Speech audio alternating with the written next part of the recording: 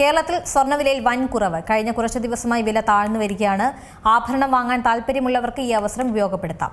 ആഗോള വിപണിയിലും സ്വർണ്ണവില കുറഞ്ഞു. യുദ്ധം വീണ്ടും കനക്കുന്നതാണ് സ്വർണ്ണവില കുറയാൻ കാരണം. കേരളത്തിൽ സ്വർണ്ണവിലയിൽ വൻ കുറവാണ് ഇന്നും ഉണ്ടായിരിക്കുന്നത്. കഴിഞ്ഞ കുറച്ച് ദിവസങ്ങളായി തന്നെ വില താഴ്ന്നു വരികയാണ്. ആഭരണം വാങ്ങാൻ താല്പര്യമുള്ളവർക്ക് ഈ അവസരം ഉപയോഗപ്പെടുത്താം. ആഗോള വിപണിയിലും സ്വർണ്ണവില കുറയുകയാണ്. യുദ്ധം വീണ്ടും കനക്കുന്നതാണ് സ്വർണ്ണവില കുറയാൻ കാരണം. ആഗോളതലത്തിൽ പണപ്പെരുപ്പവും കൂടിയേക്കും. ലെബനനിൽ ശക്തമായ ആക്രമണം നടത്തുന്ന ഇസ്രയേലിനെ ഇറാൻ ആക്രമിച്ചിട്ടുണ്ട്. ഇസ്രയേൽ തിരിച്ചും ആക്രമിച്ചതോടെ സംഘർഷം രൂക്ഷമായി. ഒരു ഭാഗത്ത് സമാധാന ചർച്ചകൾ നടക്കവെയാണ് ആശങ്ക പരത്തുന്ന ഈ നീക്കങ്ങൾ. ഇതോടുകൂടി യുദ്ധം കനക്കുമെന്ന് മനസ്സിലാക്കിയ വിപണിയിൽ വലിയ മാറ്റങ്ങളാണ് ഉണ്ടായത്. ഓഹരി വിപണി വീണു. സ്വർണ്ണവില താഴുകയും ചെയ്തു.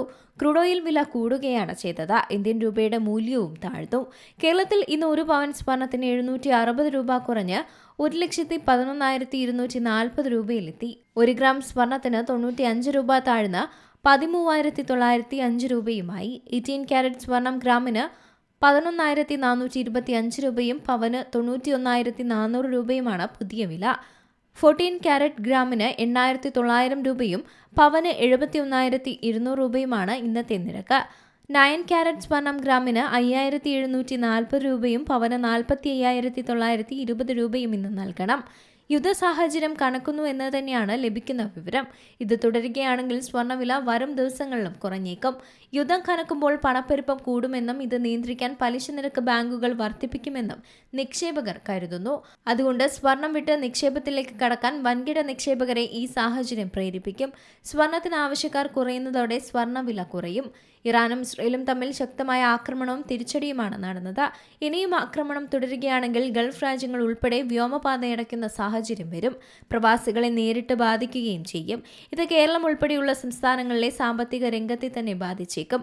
പലർക്കും ജോലിയില്ലാത്ത അവസ്ഥയിലേക്ക് വരെ എത്തും. ക്രൂഡ് ഓയിൽ വില ബാരലിന് $96 കടന്ന് കുതിക്കാൻ തുടങ്ങിയിട്ടുണ്ട്.